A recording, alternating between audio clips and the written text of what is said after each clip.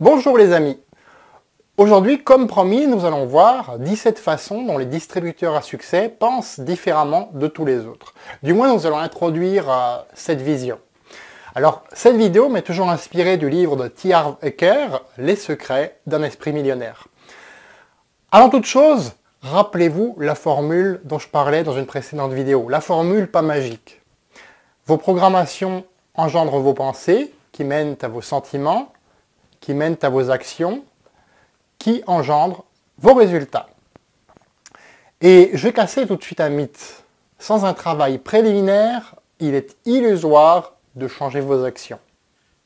Sans un travail préliminaire, vous ne pouvez pas contrôler vos sentiments. Sans un travail préliminaire, vous ne pourrez pas changer vos pensées. C'est uniquement en changeant votre programmation interne, en vous exerçant à cette fin par des petits pas dans la bonne direction, que vous parviendrez à changer vos résultats et que tout le reste deviendra même naturel, que vous le ferez naturellement.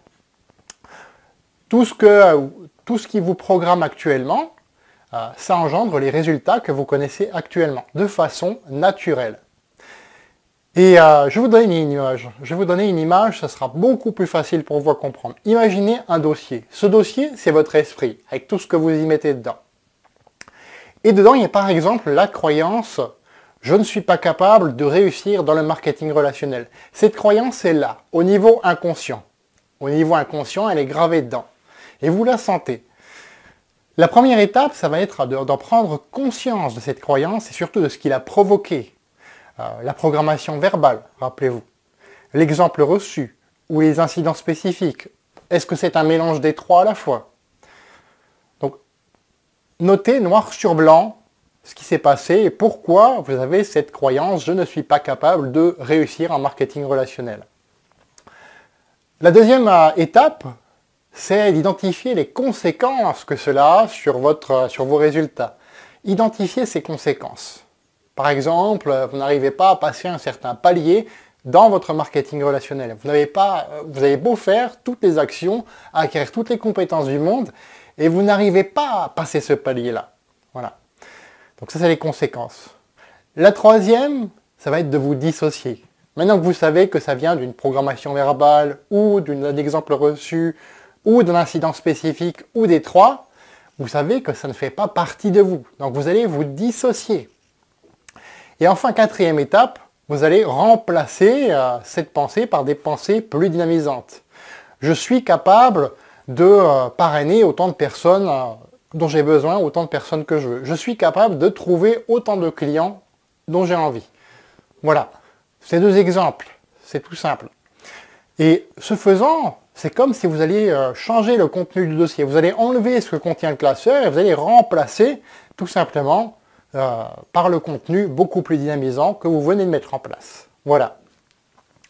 Et de ce faisant, vous allez changer vos sentiments, vous allez changer vos actions et vous allez changer vos résultats par voie de conséquence. Voilà. Et c'est ce que je vais vous proposer de faire pour vous-même et par vous-même, surtout. Je répète, pour vous-même et par vous-même. Alors, il y a quand même des avertissements. Alors, je m'inspire toujours de ce bouquin. Et là-dedans, donc, effectivement, il y a les mêmes avertissements.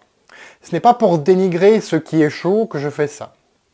Mais c'est bien pour vous faire comprendre le mécanisme, la mentalité.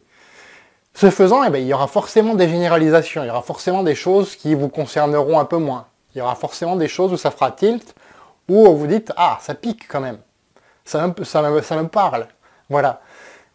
Et ça va vous aider ainsi à vous situer où vous en êtes par rapport aux distributeurs qui ont beaucoup de succès et par rapport à tous les autres. Voilà.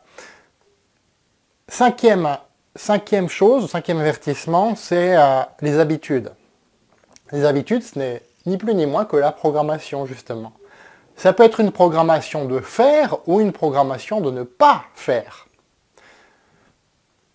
Sixième et dernier avertissement, je vais vous demander de renoncer au désir d'avoir raison. Si vous êtes dans votre situation actuelle, c'est qu'il y a quelque chose dans la programmation que vous devez revoir, si vous désirez changer votre situation. Mais vraiment. Parce que c'est Albert Einstein qui disait « La véritable folie, c'est de faire tout le temps la même chose et de s'attendre à un résultat différent. » Donc, si vous voulez changer vos résultats, à un moment donné, vous devez faire les choses autrement. Donc, renoncez à ce désir d'avoir raison. Voilà.